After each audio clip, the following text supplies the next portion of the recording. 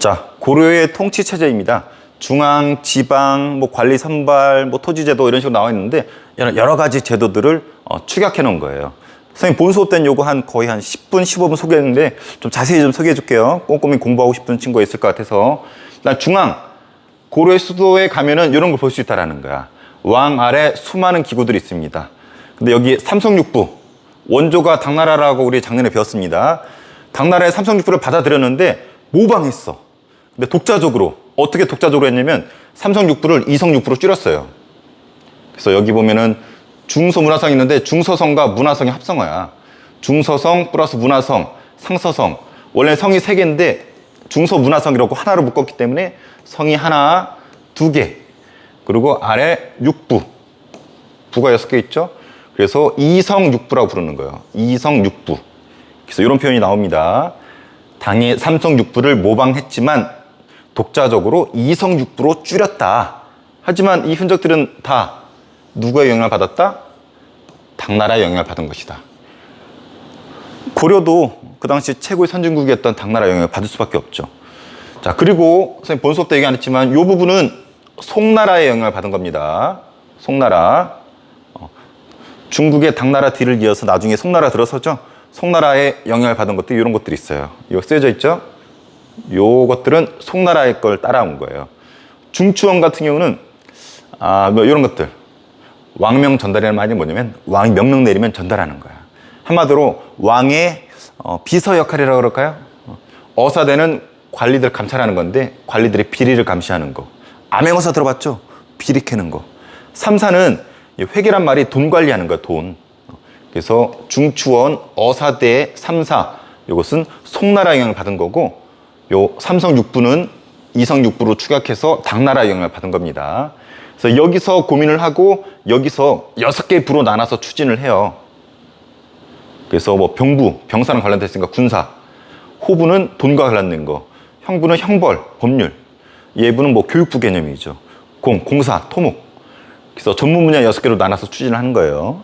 그래서 삼성육부를 이성육부로 바꿔서 당나라 영향을 받았고, 그리고 중추원, 어사대, 삼사는 송나라 영향을 받았고, 우리 쪽팔리게 다른 나라만 따라했나? 아니에요. 요 2개 같은 경우는 써있지만 고려의 독자적인 제도입니다. 그래서 요것들이 상당히 역사에서 우리 독자적인 거 되게 좋아해. 어떤 자기만의 색깔. 모방한 것도 중요하지만 우리나라만의 색깔. 그래서 도병마사가 특별히 잘 나오는데 국방, 군사 이런 걸 회의하는, 귀족들이 모여서 회의하는 기구가 도병마사입니다. 그래서 도병마사는 상당히 중요하고 식목도감 이것은 여기 나와 있지만 제도 같은 거 바꿀 때 해당되는 기구예요. 그래서 고려 중앙 정치 조직은 당나라, 송나라, 고려의 독자적인 것이 있고 그리고 각 기능이 무엇인지까지 꼼꼼히 공부하면은 아주 고차원적인 문제도 맞출 수 있습니다. 그래서 이쪽은 시험 문제는 중앙 정치지도 같은 경우는 기구의 역할을 묻습니다. 좀 디테일한 잡다한 지식이긴 한데 꼼꼼히 공부할 친구들은 이 정도까지는 공부하면 좋을 것 같습니다. 자, 2번째 지방 행정제도를 볼게요. 아까는 중앙의 정치기구를 봤다라면 지방은 어떻게 구성되어 있나 보는 파트인데 여기 이제 보면 삼경이라고 있었어요. 경, 한자로 이렇게 씁니다. 이게 수도 경자라고 보면 돼. 수도를 말하는 거예요. 그래서 본 수도는 개경, 개성이라고 하죠. 여기가 고려의 본 수도입니다. 근데 삼경이니까 3개가 있었다라는 거죠. 그래서 서경, 동경. 서경은 익숙하죠. 우리 왕건이 되게 중요시했죠. 서쪽이 수도라고 해가지고 고구려의 수도였었던 평양을 중시했었잖아요. 그래서 여기. 그래서 개경, 그 다음에 부수도라고 할 수 있는 서경, 그 다음에 동경이라고 있습니다. 동쪽에는 수도라는 뜻이에요. 원래 통일시다 수도가 여기 있었죠. 통일신라 때. 그래서 3번째. 근데 나중에 동경이 나중에는 뭘로 바뀌냐면 남경으로 바뀝니다. 남경은 지금으로 치면은 서울이에요. 서울. 대한민국 수도 서울. 그래서 나중에는 처음엔 요 3개였다가 나중에 이렇게 3개로 바뀝니다. 그래서 고려는 삼경이라 해가지고 수도를 3개를 운영했지만 본 수도는 개경이라는 거. 웬만한 굵직한 역사적 사건은 다 개경에서 벌어집니다. 그 이외에 지방 5도 양계로 구성되어 있습니다. 이거 꼭 기억했어요. 5도 양계. 5도 플러스 양계라는 거야. 그래서 여기 보면은 전라도, 경상도, 양광도, 교주도, 서해도 해가지고 도가 몇 개예요? 5개죠. 그래서 이렇게 해서 5도. 그리고 보면은 여기 북계, 동계라고 해가지고 여기 국방지역, 요 위쪽 북방민족하고 맞닿아 있죠. 이 군사지역이기 때문에 여기를 양계라고 합니다. 양이란 뜻이 이를 뜻하잖아. 양쪽. 그래서 도가 5개, 계가 2개라서 오도 양계라 부릅니다. 그래서 오도는 주로 후방이야. 양계는 전방이고. 그래서 오도 양계로 2개로 나눠져 있는 구성이 고려시대의 큰 특징입니다. 참고로 조선시대 때 정리하겠지만 조선은 8도로 5도 이외에 8도로 하나로 돼 있어. 근데 고려는 2개로 쪼개져 있다는 게 특징이에요. 조선은 8도. 그래서 5도는 후방이라서 일반 행정구역이야.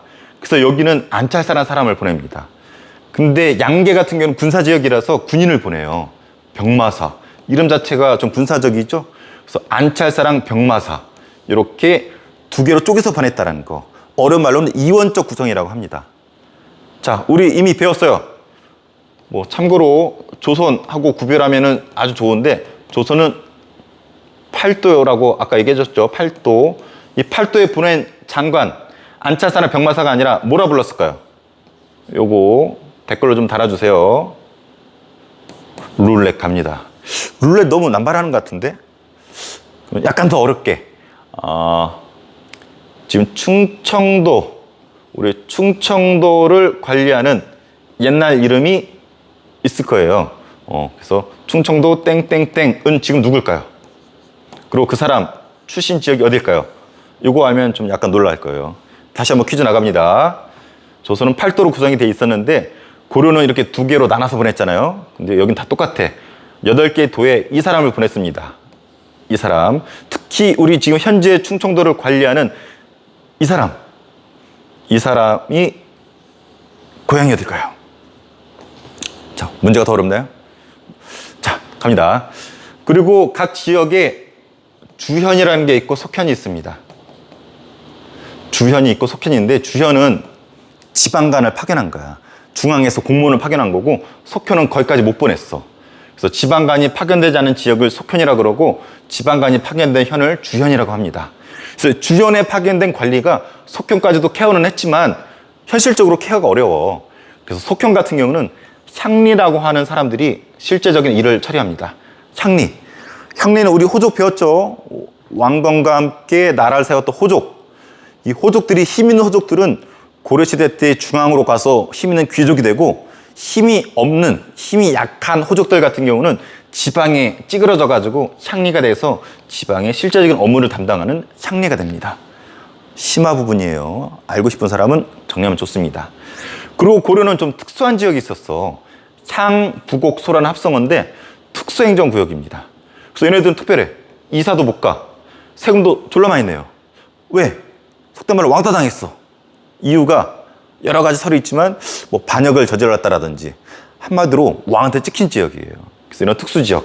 그래서 향, 부곡은 농업을 담당했고 소 같은 경우는 수공을 담당했습니다.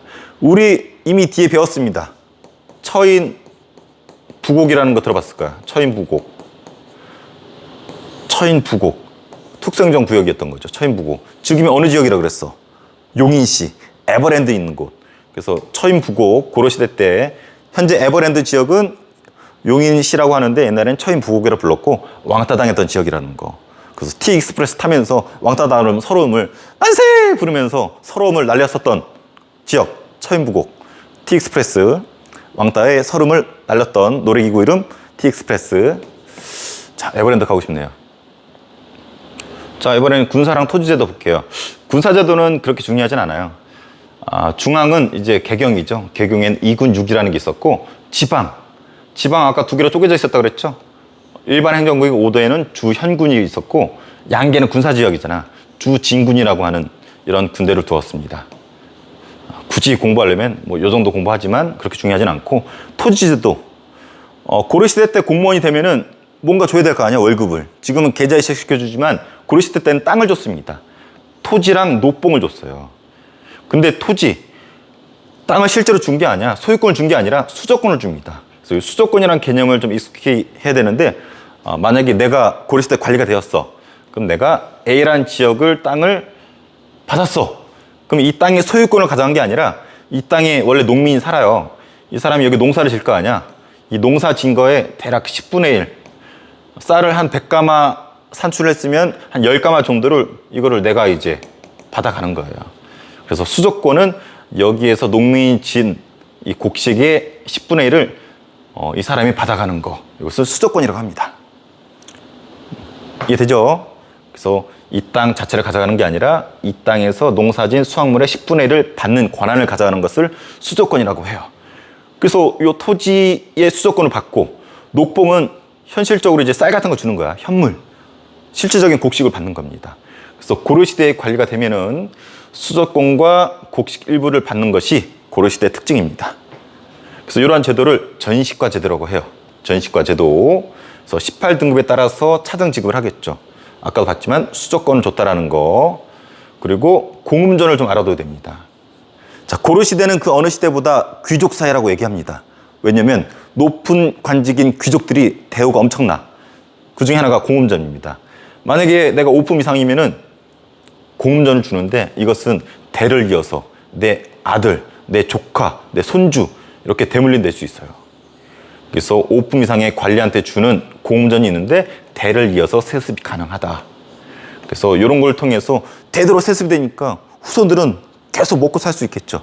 그래서 고려가 귀족 사회라는 증거 대표적인 게 이 공음전이라는 거. 자, 관리 등용제도 볼게요.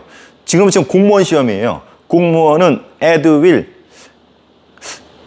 PPL인가? 공무원 시험은 에드윌인데 요새 에드윌 인기가 죽었대요. 공무원들 월급도 짜고 되게 힘들어가지고 잘 안 하려고 한다고. 참고로 선생님 처남도 공무원이에요. 지금 보령시 공무원인데 어제 뭐 하나 봤더니 여기 무슨 보령 마라톤 대회 열렸던 것 같더라고요. 마라톤 대회에서 행사 보조하냐고 주말도 없이 가서 일을 했다 그러더라고. 그래서 야, 공무원들 빡센데 월급 많지 않은 거 선생님 뻔히 알고, 선생님도 공무원이니까. 그래서 주말마다 또 산불 나면은 막 불 끄러 다녀야 되고, 되게 이런 표현 쓰면 좀 그렇지만 불쌍하다 그럴까? 그래서 이 헌신하는 거에 비해서 대우가 좋지는 않은 것 같아요. 그래서 뉴스에 자주 나오는 것 같은데 그런 부분을 좀 바꿔줬으면 좋겠어요. 현실적으로. 그래서 좀 유능한 공무원들이 많이 올 수 있게. 자, 여러분들 힘 좀 쏟아주세요. 자, 그래서 고려시대 때 공무원이 되려면은 크게 두 가지 종류가 있습니다. 음서, 과거제. 음서는 한마디로 속된 말로 백이에요. 부모님 백, 아니면 뭐 낙하산. 그러니까 실력보다는 넘의 은혜 덕분에 하는 거죠. 그래서 음서, 이거 나오네요. 음서. 만약에 자기 조상이 5품 이상이면은 그 자손이나, 자손은 여러 가지 개념이 있죠. 뭐 아들도 될 수 있고, 뭐 조카도 될 수 있고, 손주도 될 수 있고, 자동으로 관직에 나갑니다. 음서라고 합니다. 이것도 세습이 돼. 아까 귀족사의 특징, 경제적으로는 공음전이 있고, 두 번째는 음서제가 있습니다. 그래서 고려가 귀족사회라는 특징을 두 가지 쓰시오라고, 이건 좀 고등학교 수제 문제인데 두 가지 쓰라고 그러면은 공음전과 음서제를 쓸 수 있어야 돼요. 그래서 음서 한마디로 백으로 관리가 되는 걸 음서라고 합니다. 반면에 과거는 과거제, 아까 광종이 시작했었죠. 실력이에요. 유교 실력에 따라서 관리를 뽑는 건데 세 가지가 있습니다. 문과, 잡과, 승과. 요거 꼭 기억해 주세요. 문과, 잡과, 승과. 문과는 뽑는 건데 문과라고 해, 문과. 그래서 이건 주로 머리 쓰는 애들. 잡과는 잡스러운 이게 기술관, 승과는 스님 뽑는 거예요. 그래서 문과, 잡과, 승과. 조선시대하고 좀 비교해야 되는 것이 여기에 뭐가 없다. 무인을 뽑는 무과가 없다라는 거. 무과는 조선시대 때 제대로 시행이 되고 고려시대 때는 실질적으로는 무과가 실시되지 않았다. 특이한 점은 스님을 뽑는 승과가 있었다. 스님 대상으로 뽑는 거. 자, 그래서 관리 등용 방법 크게 두 가지가 있습니다. 음서나 과거제. 음서는 백, 과거는 실력. 정리하는 게 이거예요. 음서는 백, 과거는 실력. 그래서 과거는 고려시대는 신분이 두 개예요. 양천제를 해가지고 양인, 천인. 그래서 이 양인 신분 이상이면 응시할 수 있었습니다. 그래서 문과, 잡과, 승과 세 가지로 구성됐고 무과는 실질적으로 시행되지 않았다. 이 정도는 기억해줘야 되고 교육제도는 간단합니다. 수도에는 국자감이라고 하는 최고 학교가 있었고 지방 향교가 있었습니다. 조선시대는 뭐가 있었죠? 성균관이 있었죠. 그래서 이쪽은 주로 조선시대하고 비교해서 많이 나오니까 알아두기 바라고, 특히 과거 음서 중에 고려시대는 뭐가 또 대우받았을까요? 고려는 그 어느 시대보다 귀족 사회라고 그랬었죠? 음서가 대우를 받았습니다. 반면에 조선은 과거가 더 대우받았어요. 자, 그래서 이쪽 조선시대랑 꼭 비교해서 알아두면 좋을 것 같고, 선생님이 이야기한 거 이 정도만 외워도 중고등학교에서 웬만한 거 다 맞출 수 있습니다.